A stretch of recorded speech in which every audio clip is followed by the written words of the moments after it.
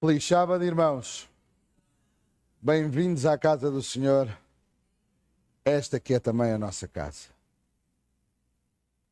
Obrigado, Isabel. Assustaste-me. Esse é o toque do meu telemóvel. Eu de repente pensei, olha, onde é que ele está? Mas graças a Deus está desligado. Mas tudo se conjuga. O hino que ela cantou não foi combinado.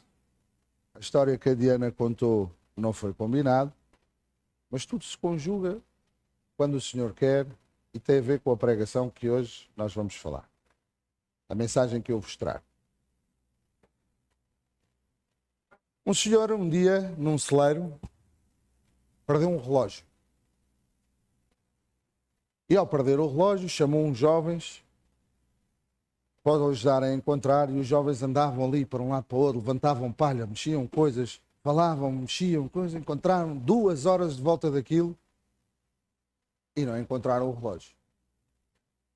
Passado um bocadinho, um jovem vem ter com eles e diz, eu posso experimentar.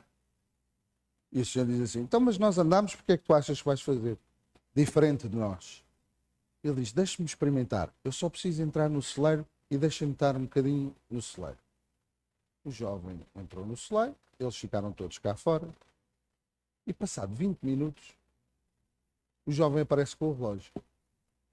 E o senhor diz, mas como é que tu conseguiste? Simples. Fiquei em silêncio e esperei ouvir o tic-tac do relógio. E ao ouvir o tic-tac do relógio, consegui dirigir-me onde ele estava e encontrá-lo.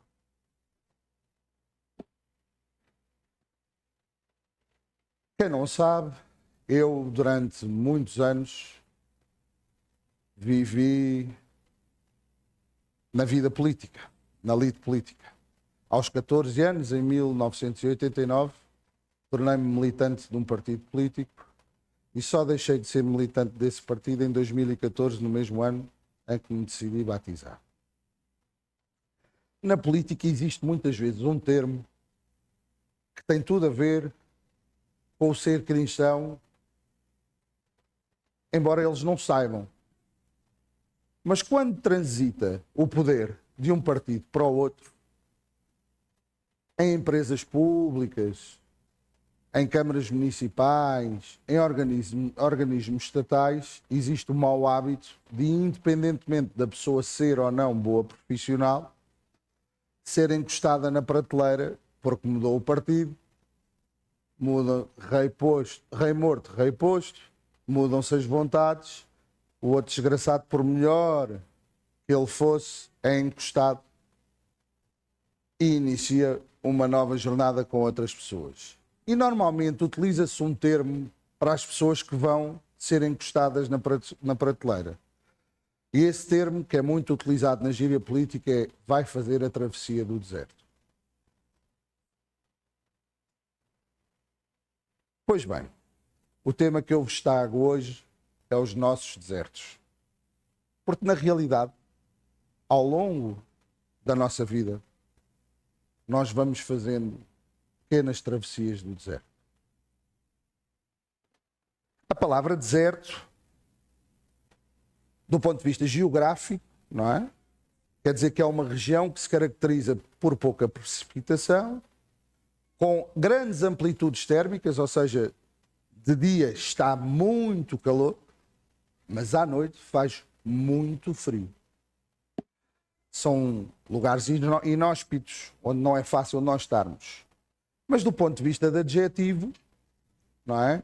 O dicionário Primeirano diz-nos que é ermo, despovoado, solitário, pouco frequentado. E do ponto de vista do direito, temos aí algumas juristas, quer dizer não reclamado, no caso quando um recorrente não reclama, diz que o processo ficou deserto, ou também quando não se apresenta nenhum concorrente ou candidato a algum concurso, diz que o concurso é um concurso deserto.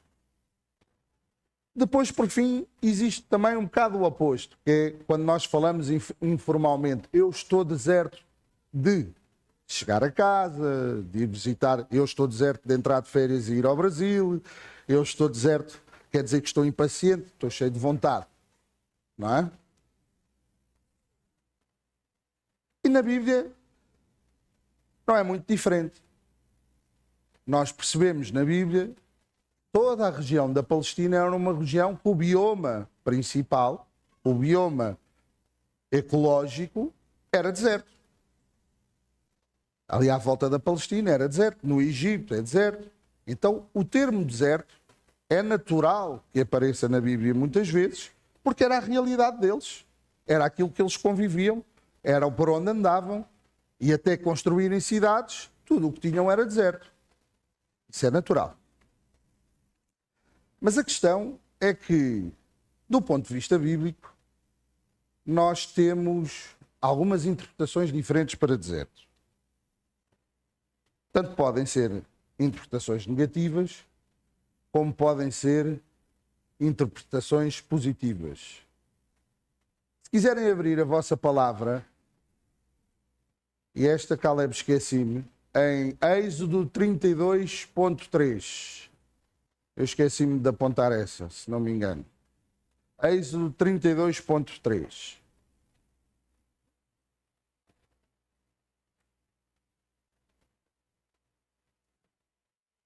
Ponto 3, desculpa, ponto 23, peço imensa desculpa. 32.23.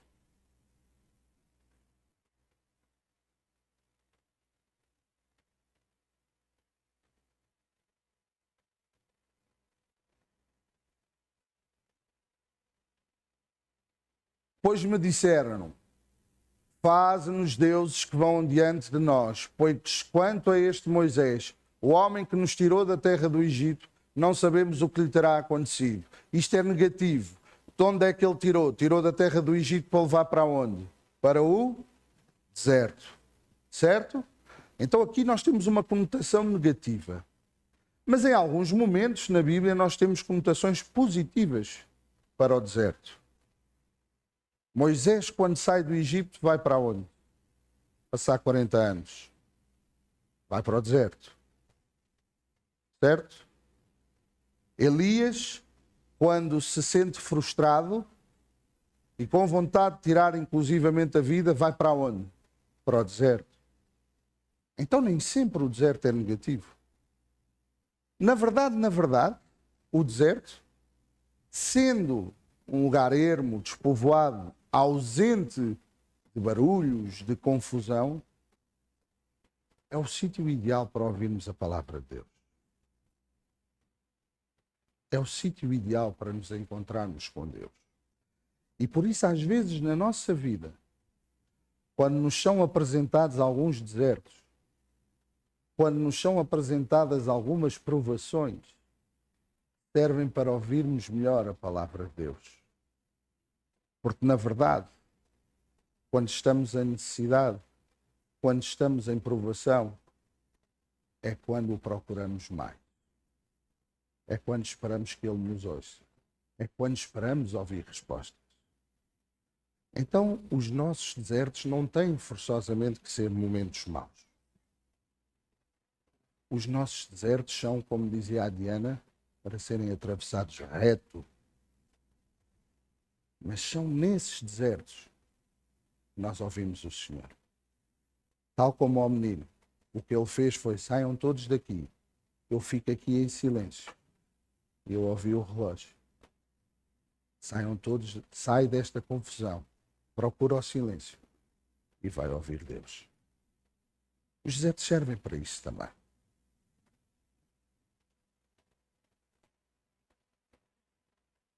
Podemos então perceber que a palavra deserto, que aparece 320 vezes ao longo do Antigo Testamento e 48 vezes no Novo Testamento, ou seja, um total de 368 vezes, tanto pode ter o significado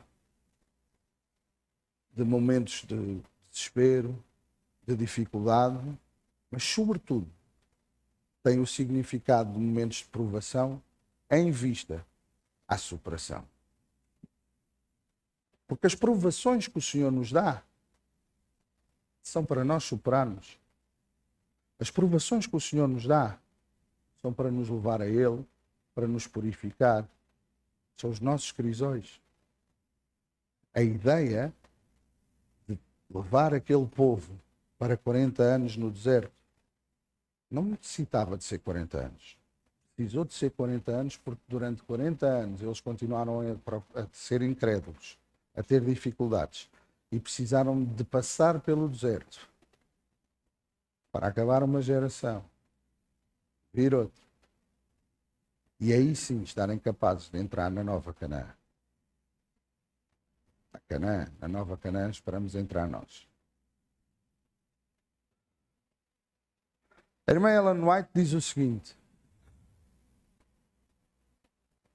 a peregrinação pelo deserto não foi simplesmente ordenada como um juízo sobre os rebeldes e murmuradores, mas servia à geração que crescia como disciplina preparatória à sua entrada na terra prometida. Moisés declarou-lhes vamos novamente abrir a Bíblia, em Deuteronômio 8, primeiro versículo 5.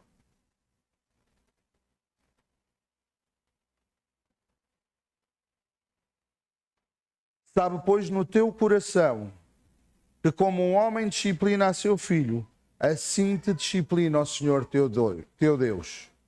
E depois passamos para o versículo 2 e o versículo 3. Recordaste-á de todo o caminho pelo qual o Senhor teu Deus te guiou no deserto, estes 40 anos, para te humilhar, para te provar, para saber o que estava no teu coração, se guardarias ou não os seus mandamentos. Ele te humilhou e te deixou ter fome, e te sustentou com o maná que tu não conhecias, nem teus pais o conheciam, para te dar a entender que não só de pão viverá o homem, mas de tudo o que procede da boca do Senhor viverá o homem.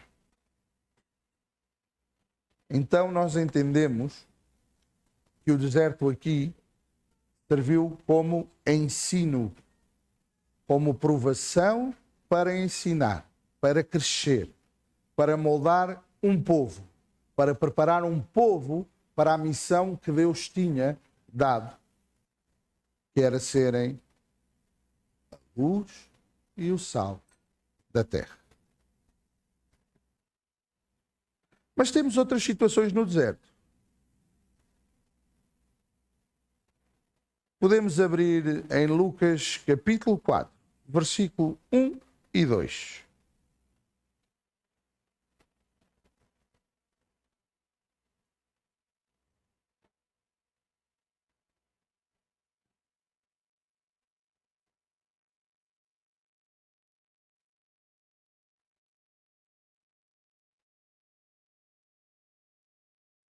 E Jesus, cheio do Espírito Santo, voltou do Jordão e foi guiado pelo mesmo Espírito no deserto.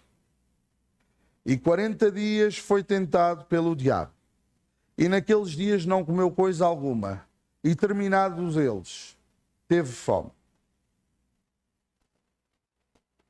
Mas vamos tentar aqui esclarecer mais algo. Vamos a Mateus. Ok? Vamos a Mateus 4.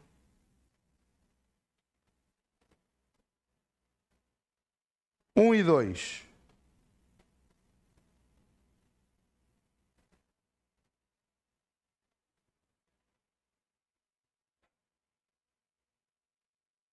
E depois o 3. 1, 2 e 3. Vamos lá.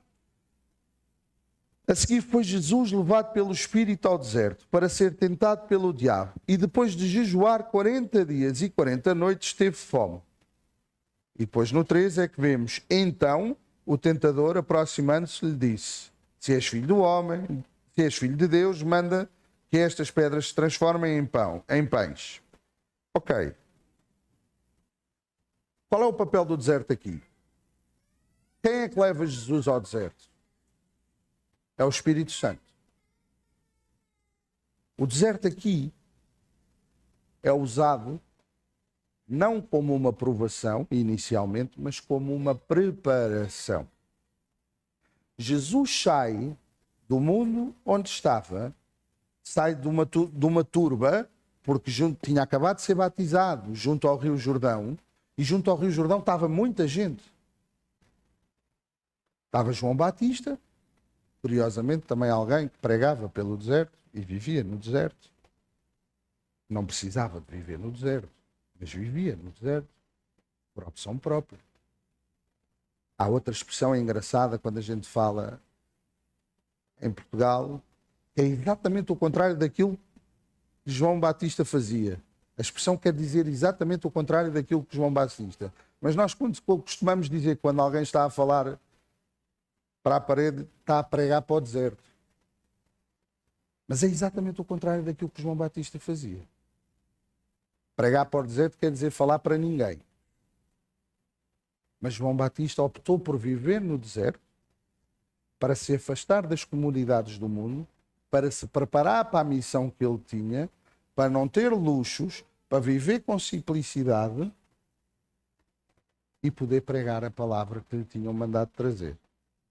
E ao contrário do que diz a expressão, pregava a muita gente. Com uma diferença. As pessoas iam ter com ele. As pessoas iam ter com João Batista. Iam à procura da sua palavra.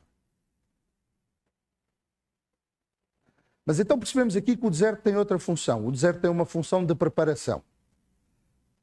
É o próprio Espírito Santo que impele que Jesus vá para o deserto e passe 40 dias a jejuar. 40 dias em solidão. 40 dias em oração. 40 dias a preparar-se para aquilo que ele sabia que ia acontecer, que era ser a tentação. A pergunta que eu digo é assim: a provação só vem depois da preparação. O deserto também serve para nos preparar. O deserto também serve para que nós possamos estar sós com Deus. Para que nós possamos entender a mensagem que o Senhor nos traz. Para que nós possamos perceber a necessidade que temos do Senhor. A necessidade que temos dele. O deserto traz-nos variadíssimas lições. Porque, na verdade, a irmã Ellen White também diz o seguinte: após o batismo de Jesus no Jordão, ele foi levado pelo Espírito ao deserto para ser tentado pelo diabo. Quando saiu da água, inclinou-se nas barrancas do Jordão e suplicou ao grande Eterno forças para suportar o conflito com o adversário caído. A abertura dos céus e a descida da excelente glória atestava o seu caráter divino. A voz do Pai declarava o relacionamento achegado de Cristo com sua infinita majestade. Este é o meu Filho amado, em quem me comprazo. A missão de Cristo começaria logo, mas ele deveria primeiro retirar-se das cenas movimentadas da vida para um solitário deserto, a fim de expressar o propósito de suportar o tríplice teste da tentação em favor daqueles a quem veio redimir. O deserto é o lugar da ação de Deus na vida dos seus filhos. O Eterno leva-nos ao deserto para nos humilhar, para nos provar, de facto, mas também para nos dar entendimento. Moisés sabia bem do que estava a falar, pois ele passou muito tempo no deserto. Nós costumamos dizer que Moisés é o homem das 3 fases de 40 anos, não é? Ele passa 40 anos no Egito a aprender a vida do mundo, a ser um príncipe. Depois passa 40 anos no deserto a desaprender a vida do mundo e a aprender a palavra de Deus. E depois passa mais 40 anos no deserto a guiar um povo para aquilo que Deus queria que esse povo fizesse. Um povo difícil, um povo obstinado, um povo que na realidade não percebeu o que o deserto tinha para lhes dar. A palavra hebraica para deserto é midbar e tem exatamente a mesma raiz da palavra falar, que é em hebraico dabar.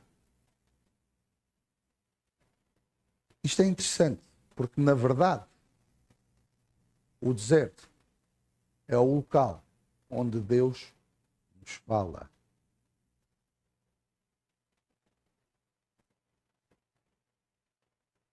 Os nossos desertos que vamos tendo ao longo da vida servem para isso.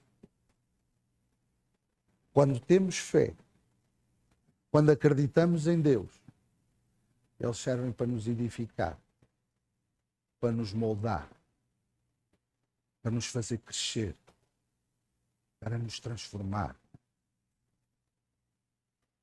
Mas temos que aceitá-los, temos que abraçá-los. Não devemos fugir deles. Devemos perceber e tentar falar com Deus, porque é nesses momentos, é nesses locais que Deus nos fala, que Deus nos toca, que Deus nos chama.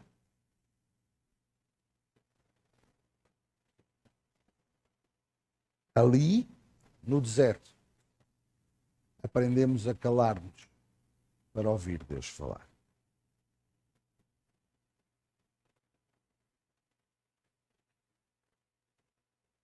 O deserto mostra-nos a dependência de Deus e mostrou àquele povo a dependência de Deus. De dia, tinham que caminhar com uma nuvem para que o sol não os queimasse, não lhes dificultava o caminho. À noite, tinham uma coluna de fogo para os aquecer e para os dirigir. O deserto dava-lhes o maná, o pão de cada dia. Então o deserto mostrava-lhes a dependência de Deus. Depois temos um outro exemplo, o exemplo de João Batista, como falávamos há bocado. O deserto é também a descoberta daquilo que realmente é necessário. Esse é o exemplo do João Batista. O João Batista era troçado por não usar umas vestes iguais aos outros todos e por não comer aquilo que os outros todos comiam. Mas na verdade o que o João Batista tinha percebido é que tudo o resto era interessante e desnecessário.